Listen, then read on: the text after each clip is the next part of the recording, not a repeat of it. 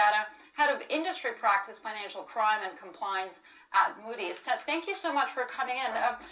Really staggering numbers in this report. One that jumped out to me. One listed director is 943 years old. That's a big red flag. China-based manufacturer, there's one with $2 billion in revenue and only one employee. So what kind of data were you looking at? Talk us through the report. Yeah, we analysed the mass data set proprietary information on 500 million companies using data science and models. I think it's important to say that the vast majority of companies or shell companies are formed for legitimate business purposes. That said, Europol reported last year 80% of criminal networks do use legal business structures. So we applied data science, a vast proprietary data set on 500 million companies to really drill into those 7 risk flags, giving people an early warning indicator to look into potential shell company activity, crack open, look inside and see who's behind that for investigation purposes. All right, let's talk about the elephant in the room here, the war in Ukraine. How has that changed the risk perception and the risk profile? Yeah, we've seen movement of companies linked to the UK and other low-risk jurisdictions with new high-risk ownership links. So people owning and controlling companies in traditional high-risk jurisdictions. The UK has 1 million of those flags. That's about 6% of the UK business population. So traditional low-key environments, but with ownership and control in high-risk jurisdictions. And we've seen more of that movement from Russia into other high-risk jurisdictions owning companies in lower-risk regions. But we are seeing, on balance, a lot of legislation coming through to stop that type of behavior. We're seeing the U.S. Corporate Transparency Act of 2023. We saw big legislation coming out of Switzerland. But when there is legislation, there's usually a couple of loopholes.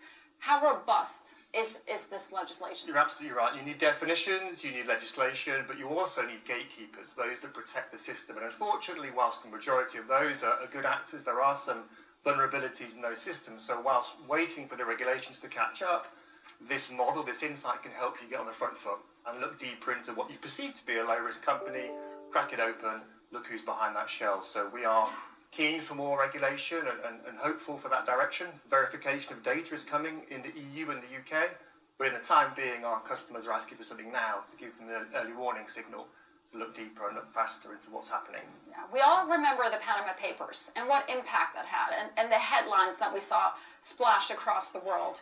And that led to a big plunge when it comes to the formation of the shell companies. Is that still very much in the minds of people and lawmakers?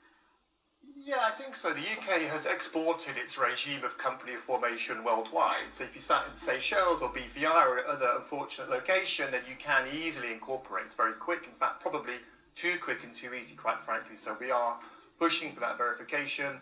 The UK has more data to analyse, which puts it on a pedestal. And then the UK company is still seen as a credible asset. You know, if you did want to make it difficult to trace money or hide the proceeds of crime, a UK incorporation gives you that veneer of legitimacy. So that's still really the case since Panama Papers through to today. So we do need more reforms and we need more data science to help us crack open these shell companies. Can I ask you about the sector? Obviously, this is not happening so much in the manufacturing sector. It's happening in the services-led sector. Is crypto factor into that? Are you seeing a big surge when it comes to the crypto formation of shell companies or no? Not really. It's more towards traditional manufacturing. The construction industry is one of the red lights flashing on the dashboard. So those industries that are more cash intensive, right, okay, that have those types of anomalies is one of the indicators that we've built. So they're the kind of industries that people need to double down on and look closer at their customers for KYC and screening, not using conventional tools, but looking at novel ways to get into those shells and investigate those companies quickly. Mm-hmm. Let's talk about enforcement and punishment. We see the Financial Action Task Force. They're very vocal, obviously, but is there a true enforcement punishment mechanism that's global? No.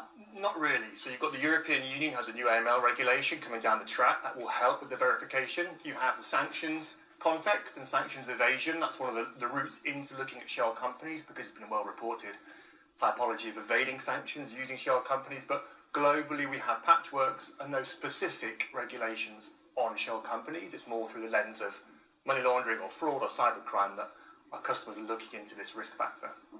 Do these bodies, these international regulating, governing bodies, Do they need more powers? Do they need more funding? What's the issue here? I think it's looking at the effectiveness of any regulation. So you can put regulation out there in a vacuum, but really analysing, is it working on the ground? That's getting feedback and really getting closer to the types of risks on the ground. So we work extensively with law enforcement agencies and with governments to help them improve their detection processes. So both sides of the fence, really, the banks and corporations onboarding companies, but also the government entities who are tasked to investigate and follow the money. Both of those customer bases need more data to get more effective.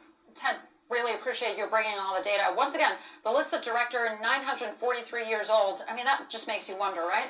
Yeah, it's a fat finger error, I guess, at the end of the day, Well, but it highlights, I suppose, in truth, the lack of verification. So that's data people are using. So whilst it is a remarkable age, too remarkable, Yes. It highlights some risks behind the scenes. Ted, thank you so much for that. Ted Adada, Head of Industry Practice, Financial Crime and Compliance at Moody's.